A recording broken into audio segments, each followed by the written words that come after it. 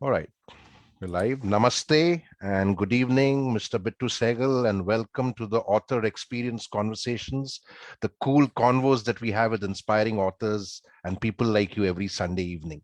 So, welcome once again. Thank you. Thank you. I'm very happy to be here with you, Jerry. We are delighted to have you with us. And Bittu Sahgal needs no introduction, but he's the founder of the Sanctuary Nature Foundation and the editor of the Sanctuary magazine and the founder editor of the Sanctuary Cub magazine, which is specially to sensitize children about environment, wildlife, and other natural concerns which are plaguing our world. So, Bittuji, to begin with, before we go into the details of your books, and I have all of them on my slide over here, right? You've written several books trying to sensitize people about the real inheritance that we have, and we'll go into those details later. But to begin with, if I had to ask Bittu Sahgal to get rid of all the titles, all the laurels, accolades that you earned over the years, you've been doing this work for the past 45 years now, and ask you that, if we had to define Bittu Sahgal, the individual, in 7 descriptors, and those descriptors can be nouns, verbs, adjectives, roles, responsibilities, values, principles. What would the 7 descriptors be? It could be one word or a set of words. Well, So that's the first, initial question. Cycle the individual in the best possible way. I'll tell you, I have a bad memory and I have many names, but I will tell you, happiness is one thing. So I'm a happy guy, irrespective of what's Okay. going on around us. Happy in all hours, or not just happy hours, I hope. I don't like to see good things crashed, and I see that going on in the planet today. I'm Right. also, in a sense, a very guilty guy, because I feel that my generation should have done much more, and we can't just make an excuse There's some that, there's some Wi-Fi lag happening. is there? I There's some am Wi-Fi not. lag Yeah, happening. Is it from my you end? froze Yeah. for a Yeah. bit. I think there was. You want to start again? I don't mind, but Yeah. No. see, Go I ahead. Yeah. have no Tell us. one So you minute. said you're a happy guy, and I said, No, 1 minute. Jerry, whose connection is not working quite right? Is it yours or mine? I've got a good, very fast connection here. Any idea? We can start all over again, I think, if. I don't think it's. Anyway, let's continue. There is some lag happening from your end. Is it? Just hold on a second, then let's not ruin Yes. this. Maybe I can do this from the phone instead of the. Yeah. I don't think so. Just give me a second, Jerry. Okay, I'll just check Sure. this Sure. out. Sure. It Sure. was okay when we were speaking, It's right? Yeah. It's Earlier. better now. It's better now. You want to still risk it, and then can you edit? Yeah. I Yeah. presume Yeah. you can edit. Let's let. Yeah. Let's continue. It's of course it's live, but go ahead. You were saying about the first descriptor you spoke about was happy, and I said to you that I hope you're happy in all hours and not just in happy hours.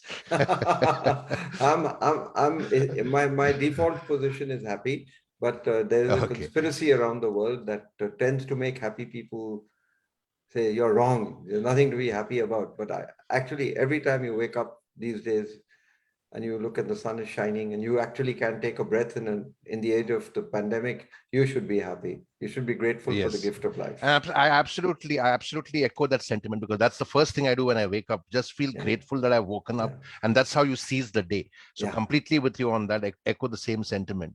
Then Lovely. the second, The you were talking second, about how the world is being trashed, etc. the Just to remind me. second, I'm sort of, I feel apologetic sometimes and guilty sometimes that I haven't been able to. I can't be so um, I can't be so arrogant as to say I haven't been able to. We haven't been able to give the children the world that they deserved. Right. I think we've not been good stewards of the world, and my generation owes an apology to the younger generation, because it's all very well for us to say, "Oh, we're a free country," and the British, we got independence, and we're now 1947. I was born in 1947, Right. but we're currently engaged in the most vicious colonization adventure that humanity has ever seen. It's called intergenerational colonization. Right. My generation is colonizing the young, their air, their water, their land, their hopes, their happiness, their everything. I mean, we're mismanaging this planet to death almost. Parts of it has died, but it'll come back. So that's another thing. I mean, you can ask me seven, but the fact of the matter is that this virtually covers it all. I mean, curiosity, you name it. I mean, it's all. Happy and guilty, you said, and guilty because you feel that you've not left a better earth for the future generations. It Yeah, reminds me of that old Native American saying that, we do not inherit the earth from our ancestors, we borrow it from our children. And yet many people don't understand this wisdom.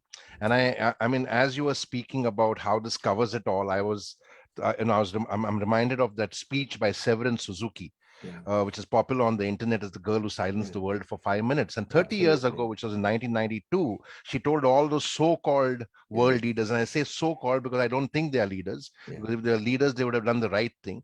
But yeah, she told all the so-called world leaders sitting in the UN General Assembly at Rio that, if you don't know how to fix it, don't break it anymore, because this yeah, earth does not belong to you. It belongs to us, the future generations, the children. And 30 absolutely. years later, the earth is more broken. Yeah. So happy, guilty, curious. You're very creative. You've done a lot of creative work, which shows in your books, in your magazines. Yeah. What are some of the other descriptors that you could think of? I don't know. I'm not good at describing myself, Jerry. I'm more used to describing other people. I mean, Right. I really, really, honestly think happy, guilty, curious sort of covers almost everything else is just a nuance of this. Right. I mean, I am happiest, quite honestly, in the presence of children. Okay. And I feel sometimes that the manner in which we are so completely, absolutely, cold-bloodedly destroying their world borders on child abuse. You know, Right. child abuse is not just sexual child abuse or physical child abuse by hitting a child or ignoring a child. Child abuse is making sure that they do not have a future. Right. Right. So human rights and all these things, they all come under these one or other of some silo or the other. So I'm sorry, I'm not giving you exact answers to your questions, but we'll dance around them. No, no, that's fine. And I'm completely with you, because I mean, this is something which I also speak about passionately, that, Yeah, we are creating all this GDP and yeah, so-called economy. But what is the concept of that wealth and paper money and gold and diamonds if the earth is not a safer, better place? And the yeah, fact of the matter is that, like I always said, that of all the animals in the world, of all the animals on planet Earth, the only animal who mostly does not contribute to the preservation of Earth is the human being.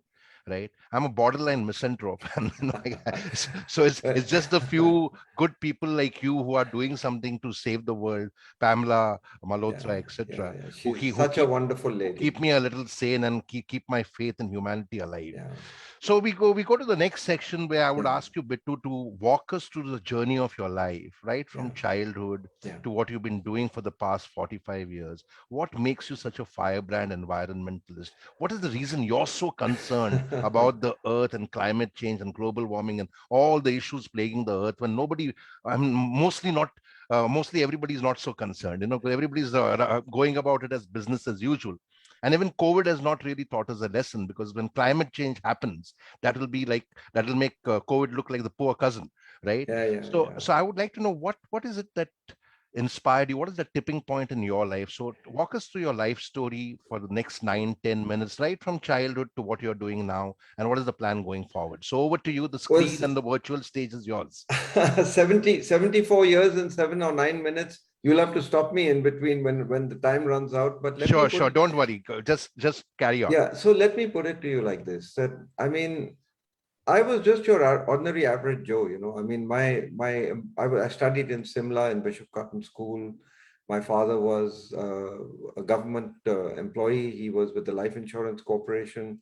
I was transferred to, I think, 9 or 10 schools inside of 7 years, because his transfer papers were always prepared before he landed on his desk. He was a rare and endangered species, an honest man. So um, I actually didn't have one tipping point. It was never any one tipping point. It was John Lennon's fault. I mean, he said that life is what happens to you while you're making other plans. I was meant to be a test cricketer. This is what I was given. I was given a scholarship. I was not given a scholarship. I was offered a scholarship for the Punjab College of Sports way back in 1963 or 62. It was. I'll be a wicket keeper, opening bat. And that was my whole life's ambition. till my father said to me that you're going to play games all your life. You're going to do something with your life. You're just a kid. You get it. So he got me into a chartered accountant's office. I bless him for that because I understood how money moves around the world. And I fell in love with my wife. And her father said that, look, I'm not going to have you sitting around doing nothing. Either you have a profession or you. So I decided I'm going to get a profession, and I went into advertising, and I came down to Bombay. And there we had some of the most creative guys in the country who were sitting down. And for a year and a half, I thought that was who I'd be, a communicator. But what was I selling? Toothpaste, soap, stuff like that, Right. But I thought that was it. I was making a lot of money, and I have to say this, Jerry. Before I went and did this, at the ripe old age of 17, I was doing my morning BCom, and then I was in the chartered accountant's office all day long. And I felt throttled, and I just resigned one day, much to the displeasure of my father. And I became a salesman. I began to sell things, And you know what I used to sell, what I was very successful at selling? I was selling plastic buckets, Wow. 220-liter plastic buckets to the chemical industry at the age of 17. And I thought that was fantastic. I had no clue what the chemical factories would do. I had no concern and no clue at that point.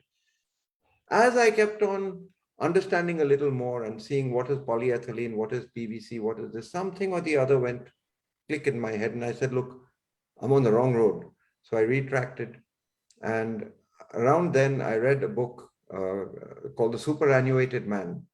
It was from the essays of Elia, Charles Lamb. And he was an accountant in East India Company. And he spent his whole life doing nothing but counting other people's money. And he says, I felt I had become one with my desk wood. To cut that long story short, I broke away. And then John Lennon took charge. And I headed, every holiday that we took was in Kanha. That's where I saw my first tiger, Ranthambore, Dachigam. All these places were home to me, But Right. I was still an advertising guy. I was a sales guy, this, that, and the other. And a man called Fateh Singh Rathore, dearly departed now, fabulous man, great guy. He was the director of the, Ranthambore Tiger Reserve, 1973. I'd been going there with my family 3-4 times a year, spending 7-10 days. And I asked him, what can I do to help you save this tiger? It was not just him. It was also Kailash Sankla. There were so many wonderful, wonderful people. And he said, I've got a great idea. You go back to Bombay and you have a party once a month at least. And I thought he was going to suggest fundraising. But he said, then you come back after 12 months and say, Fateh, what are you going to do to save the tiger? You Bombay guys are good for nothing but talking in any case.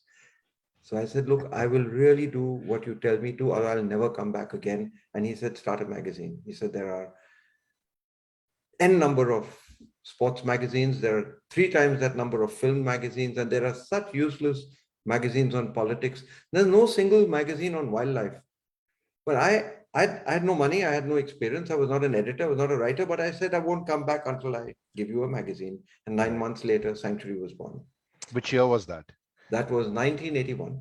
1981. And the conversation we had was 1980. 9 Okay. months it took to produce that magazine. And it actually turned up, and it was there, and it was destined to be called Habitat. But Habitat was a furniture store of some sort around the world. So I said, Fateh, after we finished everything, I said, so he just uttered one word. He said, sanctuary. He said, what Sanctuary. else is a sanctuary? This whole planet is nothing but a sanctuary for life. And that was how Sanctuary was born. So the rest of it, I tell you something, Jerry, none of us are in control of our lives. Right. We are in control of our decisions, but the consequences of our decisions, the world sort of foists on us. Right. But I'm a very happy man right now. I'll tell you this, despite all the misery I see around, because my whole life is dedicated to protecting children from my generation. And that can only be done by protecting the biosphere. So I meet up with things graduated, from 1981 till now. Then the books came. Then we ran Kids for Tigers. It's got 1 million children. And we just plant seeds, spores, and we tell them just one line story. You can't save the tiger. Tiger is just a metaphor. It's not an animal. It's just a Right. metaphor. You can't save the tiger if you don't save the forest. When you save the forest, you save all the creatures in the forest, including the ant the tiger steps on or the tick on its back. And all these are the gardeners of Eden, and they make the forest come because it was there before we are. And all we are bumped up monkeys. We're just primates, and we think we're so smart. Right. And then we said that when the rain falls, which falls for 4 months in India, for 5 months, this forest, it hits the top canopy, then the middle canopy, then the lower canopy, and then gently it doesn't fall on the mud and the earth.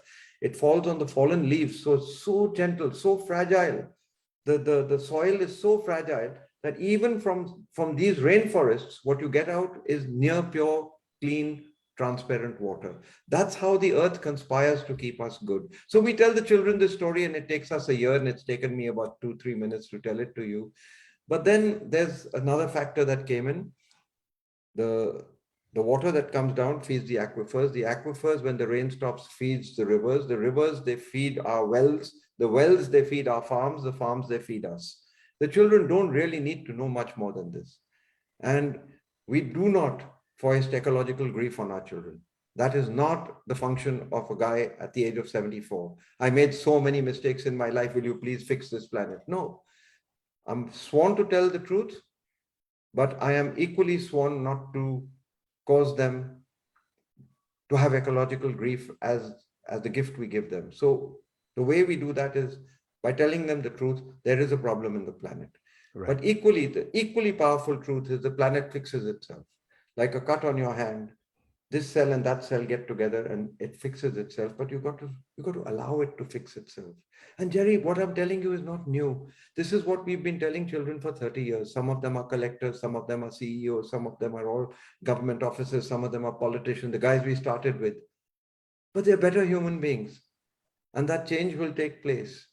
And I say to them, Superman, Batman, Iron Man, Hanuman, all these things, all these guys pale into insignificance when it comes to nature. Nature can fix itself. It's called homeostasis for the scientists. And here I am now, I'm talking to Jerry, and I'm very happy to do so. And for as long as there's breath in my body, I can tell you this, I'm going to enjoy every day of my life. And I enjoy fighting for the right planet and Absolutely, the right absolutely. I share the same sentiment with you. I mean, though we have to stay happy and be happy, we need to also take up the good fight, because if we don't fight for the right, then all it takes for evil to triumph is when good people, so-called good people, stay silent. That's the old quote by Edmund Burke. And I truly believe in that, because the biggest problem of the planet right now is not war, is not conflict. The biggest problem that we face on this planet Earth is human apathy. Yeah. I think therein lies the problem, because till that problem does not come stark and stare us starkly in the face, we don't wake up. We don't awaken. So may I add a few words to that? Please go ahead. Ignorance, avarice, absolutely, arrogance. Yes. So the four horsemen of the apocalypse. And the hedonism and the consumerism. All a part of this. I want is more, the human hubris. Absolutely. I completely agree with you. We are on the same page, sir. And I mean, I start my day every morning with this one powerful thought by Imam Ali, who said, what are human beings so arrogant about? Our origin is a sperm. Our end is a carcass, germ. So our origin is a sperm, our end is a germ. And in between that sperm and a germ, we are a vessel for excrement. Just a pot of shit, nothing else. If we understand it, you are everything. If you don't understand it, you are nothing. Absolutely, it's a very powerful thought. And I start my day with this because, it's very important to stay grounded, very important to stay humble. So, going back to your journey from advertising and selling plastic buckets to chemical companies, how did you pick up the ropes of being an environmentalist? I mean, are you self-educated, or did you kind of have a mentor? Did you have many mentors or people who kind of guided you along the path? So many, Jerry. I mean, again, John Lennon, life is what happens to you while you make other plans, and mentors. Even today, I'm finding myself being mentored, in quotes, by people who are 20 and 30 years old. Right. Because they're teaching me not to be cynical. They're teaching me that, look, you never lose hope until you give up. You just, Absolutely. so long as you don't give up, you can still keep fighting. I'm also mentored by people like Jane Goodall, Right. who describes hope beautifully. She says that you're in a tunnel and everybody quotes to you that there's a light at the end of the tunnel. But if you keep sitting on your ass and just waiting for the light to come to you, it's not going to happen. Right. You got to walk towards it. You got to dive over it. You got to scramble. You got to move. You go to the light, for God's sake. Absolutely. So hope doesn't mean you sit back over there and say, I hope Jerry will do this. Yeah. This is not a spectator sport. Big or small, we've got to do what we can do ourselves. And Gandhiji had said, in fact, strangely enough, that possibly in his own language, in his own words, that the worst of the lot is the person who does nothing because he can't do everything. Right. So do what you Absolutely. can do. I agree with you. That's I it. agree with you. You know, at the Rex Karmavir Global Fellowship Mission, we have a very simple passion mantra, as we call it, that together as one, we can right every wrong. Don't try to change the world. Don't try to change the country. Don't try to change society. Just change yourself, Yeah. right? And our simple passion mantra is I change to change society. I change to change the nation. I change to change the world. I change to change everyone. I change to change everything. But no one wants to really accept that change, that the change starts with me. I mean, how can I reduce my consumerism? How can I reduce my carbon footprint, right? And I think therein lies the peril of the earth. And like you said, I mean, don't wait for the light at the end of the tunnel to come to you and just sit down there on the railroads. You never know, it might be a train coming It'll towards be a train coming to you. If that's what you're right. doing, then you can be That's sure the only light right. that will come to you is the train that runs you over. That's a funny side of it. Yeah. So tell me more about the Kids for Tigers program. And the reason I'm asking you to tell me more about the Kids for Tigers program is because somewhere I heard you say that the tiger is a metaphor Yeah. for the ecological preservation and balance that we need to Yeah. create and preserve on planet Earth. And at the same time, we have a Karmavir and Karmavir Award recipient and a PhD who was the first woman to do a PhD on the tiger, Latika Nath Rana, Yes. Yeah. who says that the tiger is actually very essential for the ecological balance, Of course. for the environmental preservation. So, what is the Kids for Tigers program all about, and how do you kind of sensitize the children through the Kids for Tigers program? Because I read somewhere that now you've now touched 1 million children's lives over the past Yeah. many years. So tell us more It's a about that. butterfly touch. What we do is that it's like casting spores, and Kids for Tigers was not designed by wildlife people. Right, Kids for Tigers was designed by educationists. And the first lesson they taught us was that the kids have enough work to do, the teachers have enough work to do. If right, you're going to come into the school and give them more work, it's going to be homework. You won't be able to do anything. So at that point, I'm talking 20 years ago or little over 20 years ago, we decided that Kids for Tigers would not give kids more work. Kids for Tigers would, in fact, help children to understand that nature is not just beautiful and useful, but it's a friend, and that you can trust nature. Nature does nothing wrong. We start by saying that as far as every other species on earth, every single without exception, they don't have the technology to produce waste. So I said that it's not just that, but whether it's a tiger or a turtle or a termite or an elephant or a deer or a monkey or a bird or whatever it is, their way of life is such that they generally tend to leave more for the next generation than they had on their own when they were born. And how does that happen? You just use the word shit. And I'd say that we have got an actual 40-minute lecture called Oh Shit. The teachers sometimes say, could you use poop? Could you use, doodah and all. I said, no, shit makes the world go round. absolutely. So here you have It's the ultimate product. one bee, when it drops a little dropping, something has come and eaten it up. In your kitchen, when we ask kids, can you tell me any creature that's no use? Sometimes the kids in their own innocence say, cockroach, what good is a cockroach? And I said, look, even if you have a little speck of dal and you put it all over your kitchen table, you fed a cockroach or many cockroaches for half a month. So the cockroach is actually preventing you from getting bacterial infection. He's one of the people that's keeping us clean. And same way we go around, then they go to rat, then they go to snake, and they go to this, and we say everything is in balance. And Absolutely. if it's not broke, why fix it? Absolutely. Kids Absolutely. understand. It's very difficult to get adults to understand. Right. Yes, I know, we do a lot of work with Madhu Bhatnagar, who's also our Karmavir Award recipient. And through her, we started awarding children who are doing work to kind of, preserve the environment, to work with wildlife. And I remember way back in 2009, around 3 children from the Sri Ram school were awarded for their work that they were doing with the tiger. And these children could actually give a few lessons to people who sit on tiger committees without knowing anything about tigers, right? So Madhu Bhatnagar is like an earth mother, yes, absolutely, she's one of those absolutely. who built kids for tigers. Absolutely. And then there was this mobile company called ASL, Yes, which that's later right. was caught up in all Yes. kinds of Yeah, corrupt yeah, yeah, acts. yeah, But yeah, they yeah. used those 3 children as their ambassadors for Yeah, all their yeah, yeah, campaigns. yeah, And yeah. you must have also seen that news clipping. I'd forwarded to you long Yeah, ago. yeah, yeah. Yeah. So Sanctuary Magazine now from 1981 to now, it's almost like what, 40 years next year? 40 years done, 41st year now. For 41st year now. Yeah. So how have you sustained Sanctuary Magazine? I mean, how did you raise the funding? How did you sustain? Because, to do something like this, because we do the Rex Karmavir Global Fellowship and the Karmavir Awards every year without taking any sponsorship money. Yeah, And the yeah, reason we do that is because the moment a sponsor comes in, he'll tell us who to give the award to, who not to give the award to. So we understand the pain it takes to do yeah, something yeah. with a lot of passion and a lot of It's heart and called soul. Fool's Rush In. Right. There was no business plan. There was no money. I borrowed a huge sum of 32,000 rupees or so from my father.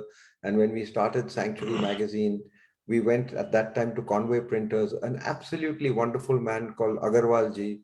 He owned that printing press. And after the first issue came out, he made me sit in his office and said, "ये तो आप भगवान का काम कर रहे हो." Now, look, I'm not exactly a भगवान का guy, but the fact is that I believe that nature is all. All our Absolutely. art, our religion, our culture, our dance, our music, our philosophies, our life, our happiness comes from this biosphere. He Absolutely. believed that. He said, "आप तो मुझे गीता ही सुना रहे हैं." I said, "Gita सुना रहा हूँ तो फिर मुझे क्या फर्क पड़ता है, क्या जिएगा कि मरेगा, मैं तो कोशिश करूंगा." So he said, "आप फिक्र मत करो, आप प्रिंट करते जाओ, जब पैसा होगा तब दे देना." Wow. So there we are. You see, you do something right and the world conspires.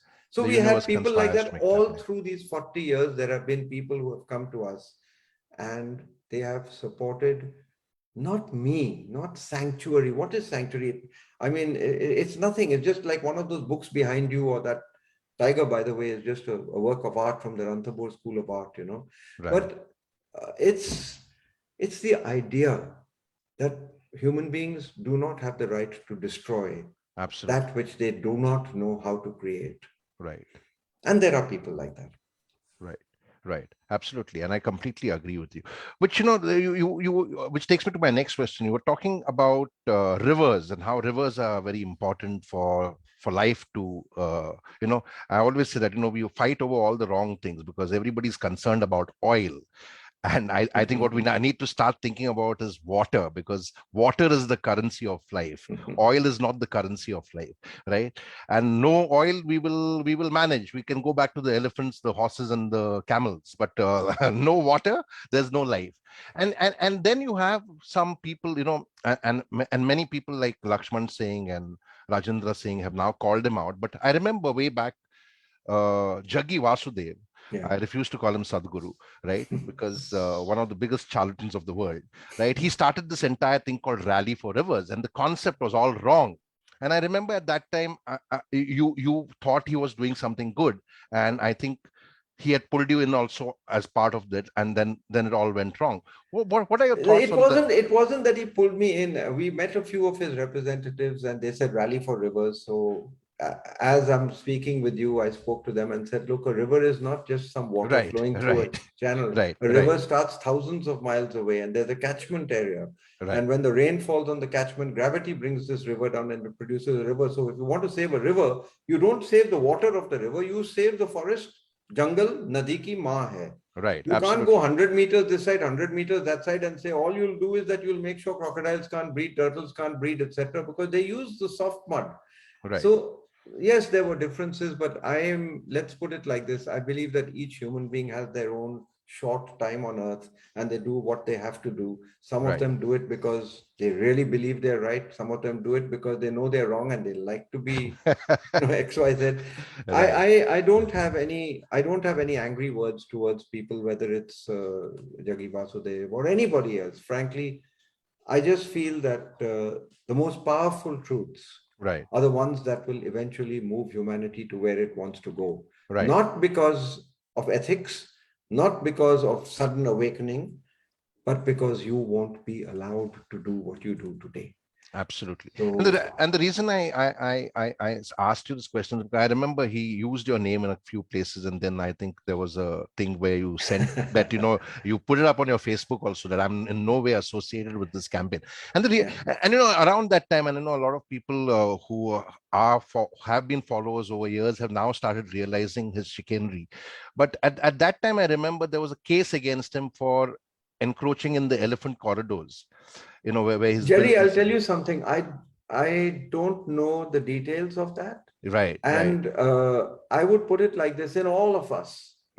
in all of us, there's the capacity to do good and the capacity to do bad. And those Absolutely. four horsemen of the Four, apocalypse, four, four, four horsemen. ignorance, avarice, Absolutely. arrogance, apathy. Now, all of us suffer from it in larger and smaller degrees. But Right, I prefer to focus my life on solutions, and the children are the one that have saved me. They come up to me like, we wrote, I remember getting into the Guinness, not the Guinness Book of Records, but the Limca Book of Records. We right. collected 1 million signatures to save the tiger 21 years ago, 20 Wow. years ago. Excellent. And at that point, we went to it was Gujral Sahab. We went and handed him the things, and it was quite astounding. Even Atal Bihari Vajpayee ji. I mean, we just go to people with children, with their voice, with their legitimacy, with their innocence, and their lack of anger, and their total curiosity, and we say, look, this is what the children are saying. And it was quite remarkable, Jerry. It's quite remarkable. Even when somebody wants to do something wrong and you show them it's right, there's the roll of the dice. There's a damn good chance that they might do the right thing. Right. But if they think they're doing the right thing and they're convinced, Right. then you're done for, unless you educate them. Absolutely. Absolutely. I completely agree with you. In Yes. fact, Jerry, I interrupt and tell you one thing. I met Babji, Atal Bihari Vajpayee ji, when he Right. was the prime minister. Right. And we had a whole lot of children that had gone there. So he asked the children, "Acha, kuch puchna hai to?" Then suddenly his people came and said, "Sir, your prime minister, they have to give you a question before." And he said, "Bacche hai, kya hai? Pucho." So one 11-year-old kid got up and said, "You are my prime minister. What have you done to save the tiger?" And he Right. sat down. So now Excellent. pretend that I'm Atal Bihari Vajpayee. He was thinking, and then his environment minister was Mr. Balu. He said, "Balu, you are the environment minister. Tell her what have we done to save the tiger." It was a very lovely moment. It was a There lovely was no moment. Yeah. anger. There was no nothing. Right. But It's an after that, innocent question. it was an innocent question, and it was a very lovely, very loving answer that he gave. The laughter was in the room. And those were the days when there was this huge problem with the Babri Masjid, and there was, riots taking place, and everything had begun to settle. And afterwards, over a cup of tea with Vajpayee ji, he did an interview with us, in fact, in Sanctuary, which I can fish out and send you. And I said to him that, Babji, अगर आप देखो कि राम के मंदिर के पीछे इतना झगड़ा हो रहा है, लेकिन है तो असल में ईंट पत्थर, असली मंदिर तो उनके वन है. अगर आज राम भगवान को वनवास लेना पड़े तो कौन से जंगल में जाएंगे? Right. He teared up. He says वन ही मंदिर है. That was, in fact, every religion tells you that. Every Absolutely. single Absolutely. religion, including, call me a pantheist if you will. Even my religion, in quotes, says that it's a system. It's the sound of the wind in the breeze through leaves. It's the sound of water going through. It's the sound of moan of a tiger. That's what God is for me. Absolutely. And so, I share the same thing. I always say yeah, that it's that universe, the power which governs the universe, which governs us, rather yeah, than any man-made statues or gods. yeah, So, coming to your books, yeah, I write books which are, under the aegis of the Karmakari book series, and we tell true stories of real heroes. And one of the reasons I started doing this is because I felt that there was a need for children again, for children and the youth, to realize that heroism is not just about movie stars or sports stars or mere celebrity that we kind of worship and celebrate. But heroism is about ordinary people who are doing extraordinary things to make a difference in our yeah, world. And over the years, I mean, I met so many heroes now who are doing wonderful things like Lakshman Singh, who has transformed 500 villages from wastelands into wetlands, or mm, Subhashini Mistry was featured in our first book, mm, who's a mm, domestic house help and mm, has now built a huge hospital in West Bengal. mm, And I always say that, after meeting so many real heroes who are mm, really changing the world every day, mm, it doesn't concern me anymore as to who the president of the United States or the prime minister of mm, India is, because they'll keep doing their petty politics while the ordinary people are changing the world every day. So that is the thought behind the Karmakari book series, and the Mojo Inspirators, self-help lessons that we've kind of studied and researched from what is it that makes these people more effective and heroic.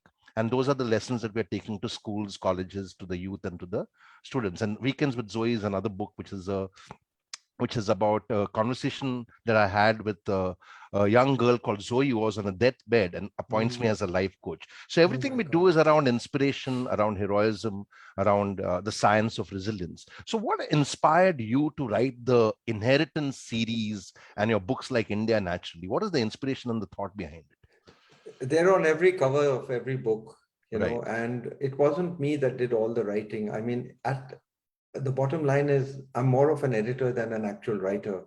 And we have a whole team at Sanctuary. We put them together, and I cannot even start to tell you these books.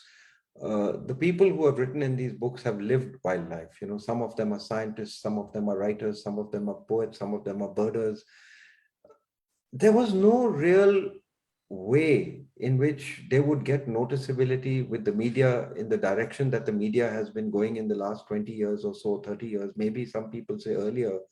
We just wanted to create a baseline and tell people that it's a beautiful world. It's a wonderful world. Look at this. First of all, humility. Second of all, awe, then wonder, then curiosity.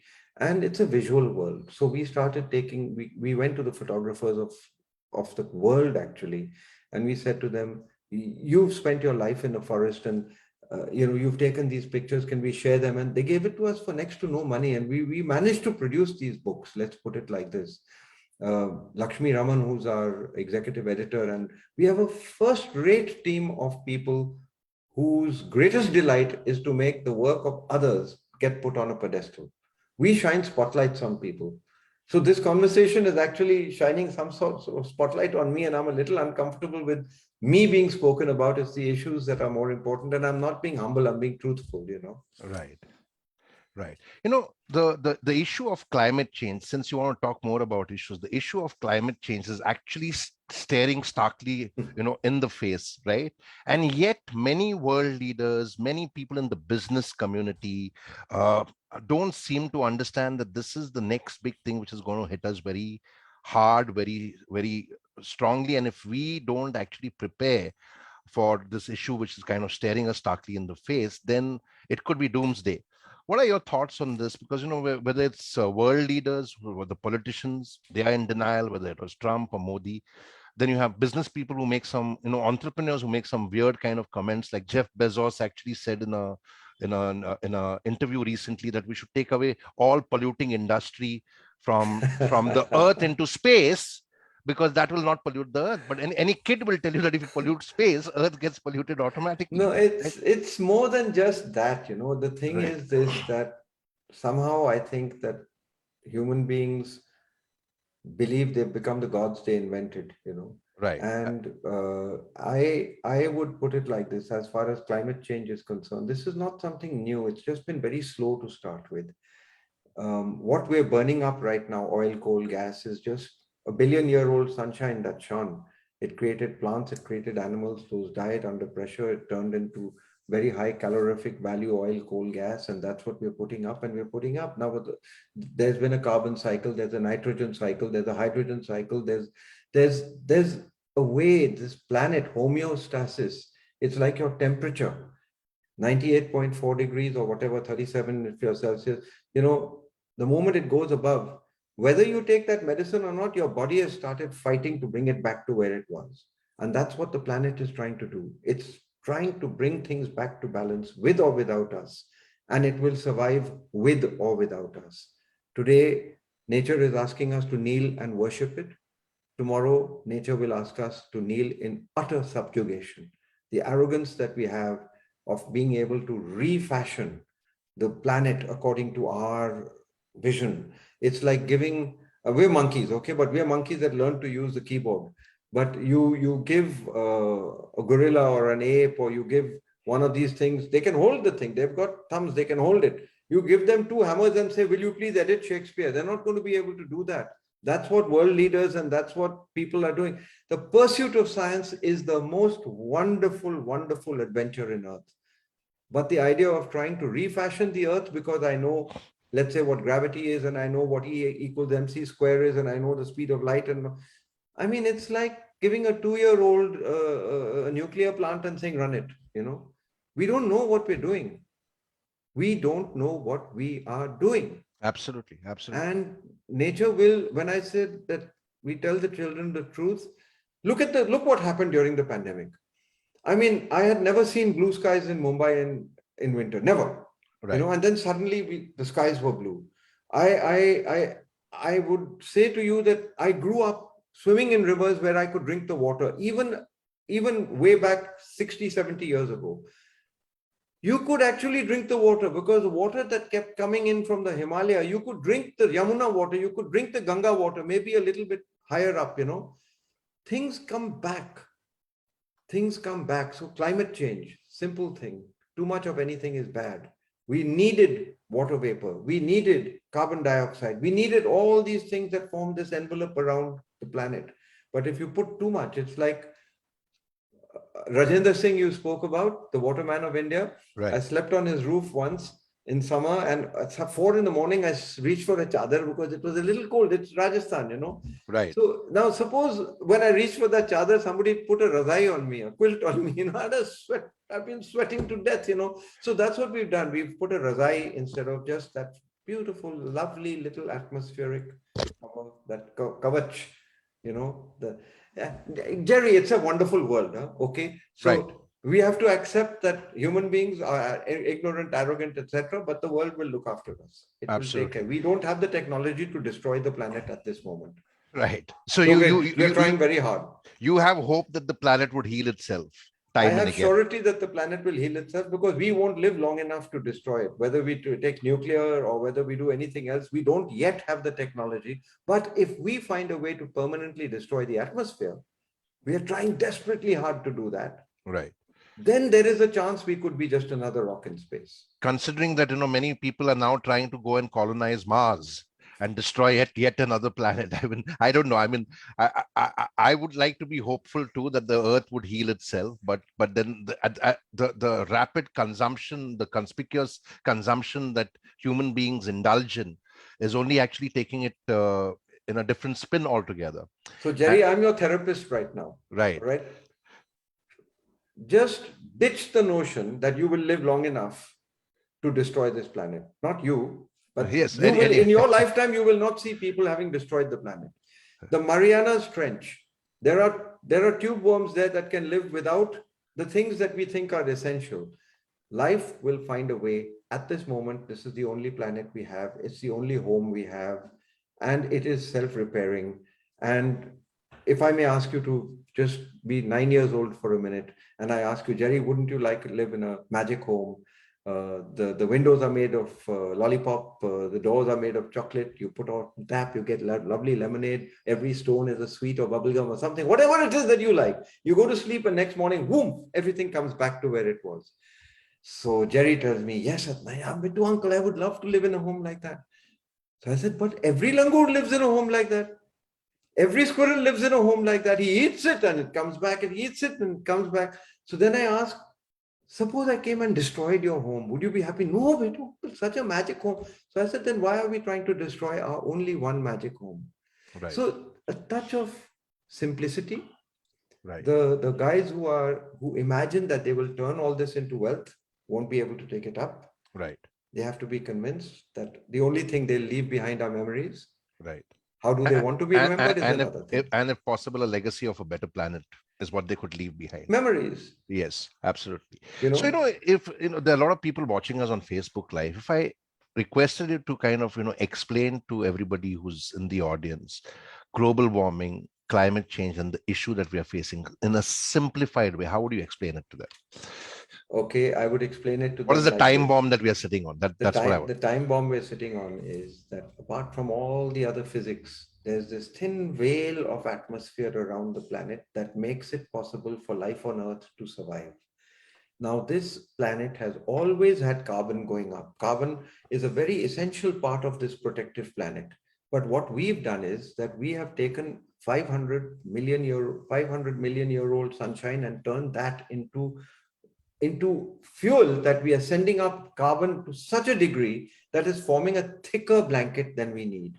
So infrared can come in, UV radiation can come in, but when infrared tries to bounce out, much of it bounces back. And infrared, as you know, it's sports injuries and things, it produces heat. So that heat is what's changing the temperature of the planet. It has happened in the past, but the time taken is millions of years or tens of thousands of years. Right now, in the Anthropocene, we're making those changes. We're changing the temperature of the planet so fast in the blink of an eye. If you had 104 temperature at 10 o'clock in the morning, and then at 12 o'clock it goes to 97, then at 11 o'clock, or then at 3 o'clock in the afternoon it goes to 102, your body will not be able to take the shock, and the biosphere is not able to take the shock. And understand this, all our quest, all our effort, all our ambitions, the economy is a wholly owned subsidiary of the biosphere. And if we don't understand this, you can't kill the mothership and expect to survive in a stormy ocean on a little lifeboat. We can vanish. Neither will the rhino vanish. It might vanish, but there'll be some progenitor of something or the other that will come up and take its place. The world is meant to sustain itself, and it will. We'll be the mouse that roared. And my loyalty is to the biosphere, not to you, not to me, not to Homo sapiens. My Absolutely. loyalty is to Because the that biosphere. biosphere is what keeps life on Earth going. That's what Absolutely produced true. us. Absolutely. That's what produces, that's what preserves us, that's what kind of helps us to sustain. Yeah. So, coming to the process of writing, you've been publishing a magazine, you've been the editor of Sanctuary Asia and the founder editor of Sanctuary Cub. There are many aspiring writers out there, probably even youngsters who would want to write something about animals, about stories of animals. What is the process of writing that you follow when you're writing a book or, writing short stories for your magazine? What is the process that you follow? I start with humility. Okay. I know nothing about this planet. I've just been an editor for 40 years. So I go to people who know.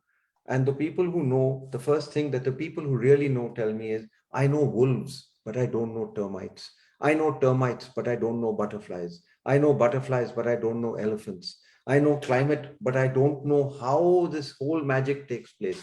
So we go to the people who really know and we get them to write, and we put it together and we package it as a book, and we take deep scientific papers.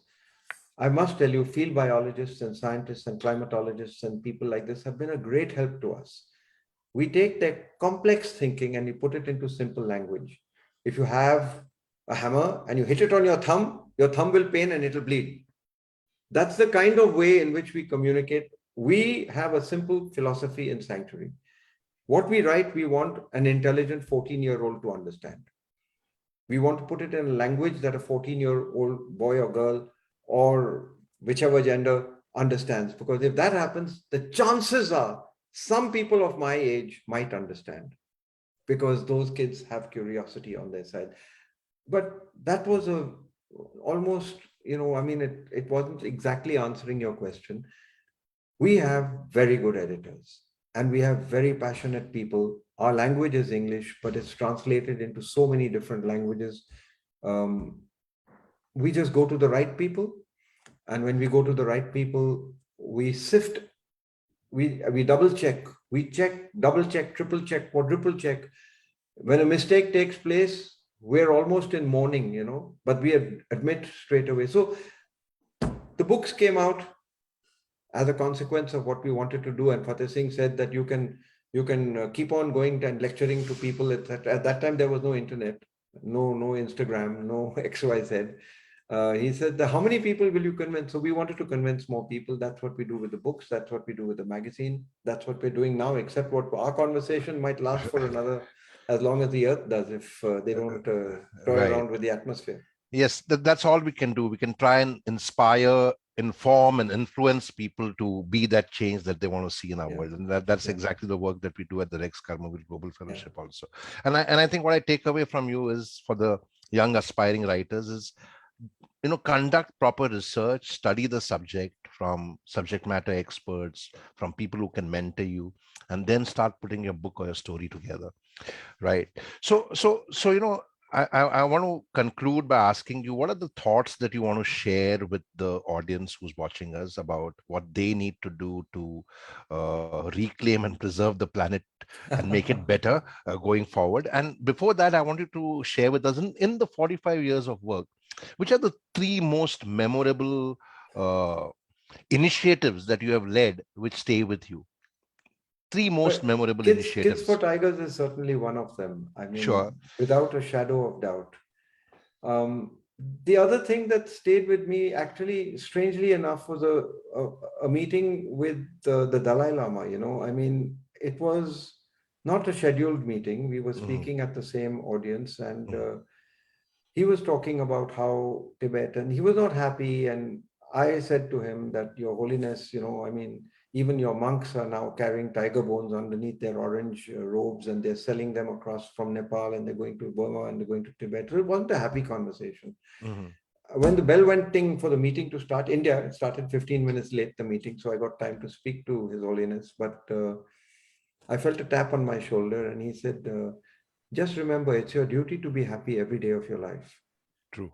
And if I needed explanation, I think what he said, something to the effect of that: when the plane goes down, the mask is, you say, put it on yourself, then on your child. You Right. don't you don't dislike your child. If you can't be good, you can't be happy and stable, how are you going to help anybody? So in a sense, he dispelled for me the depression and the feeling of failure. And he said, being happy, don't be guilty if you're happy. If you're eating and somebody isn't, share a little food. You can't feed the whole world, but share what you can and be happy in other people's happiness. So this was a very huge, moving thing. The third thing that actually is not a very nice thing to say, I mean, nobody likes to hear, I told you so, wagging a finger, this is what's going to happen, etc. But the third thing that's happened to me is now, you know, you have people like David Quammen, one of the best science writers in the world, and he had predicted this pandemic in 2012 through a book called Spillover. We've Right. got so many brilliant people who know they are like me, just kids who climbed a hill, climbed a tree, looked up on the top, looked at the horizon, said, "Oh, there's an army coming there, there's a fire there, there's a problem here." Then they come down and tell people. The fact that all we had spoken about, not predictions, not like Nostradamus, we said, look, if you punch a hole in the ship, water will come in. Now the water has started coming in. So, in a sense, the third major thing that's happened is that I believe that the children will see the evidence around them. And I think that working with nature, they will actually be able to see the earth fix itself. I won't be able to live long enough to see. I've seen it, a small jhalak of it, that the skies were blue, the water was clean, the air was fresh, this, that, and the other. I know how quick things can fix themselves if human beings just stopped. You should read a book called, what was the name of the book? The Earth Without Us. Right. Just Google that. There was no disaster, no nuclear war. If human beings stopped in a day doing what Right. they did, the Right. earth would come back and flourish again. I Absolutely. don't wish that human beings vanish. I wish that human beings wake up. Wake up. The awakening is required, and I think it's like you. We also believe that it's more essential to work with the children, and we base all our work on one quote by Frederick Douglass, the slave turned philosopher, who said, "It's easier to bring to build strong children than to repair broken men." Broken men. And Yeah. as a corporate trainer and a leadership coach working in all the Fortune 500 companies, I can tell you that quote holds so true, because most of the grown-ups don't even understand. And I always tell Yeah. them, don't try to teach your children. It's better that you learn from the children, Yeah. because it's the children who are changing the world right now, not the grown-ups. So, Jerry, the last thing that has to be said is I don't want to just save this planet for our children. I want to leave better children for our planet as well. absolutely, And absolutely, that absolutely is agree. almost the Absolutely purpose agree. done to life. Thank you Absolutely so much. agree. It's And and lovely and, and speaking great. with you. Thank you so much and have a great evening. Thank you for joining us. Delightful conversation. A lot of people have liked the conversation on Facebook Live. Thank you. Namaste and have a great evening. Namaste, and you have a wonderful day and a wonderful life. Take Yes, care. and we'll Bye get in bye. touch with you soon for the climate change panel. All right. Absolutely. Okay, sir. Happy. Bye Good night. bye. Signing off. Bye. Take care. Bye bye. Take care.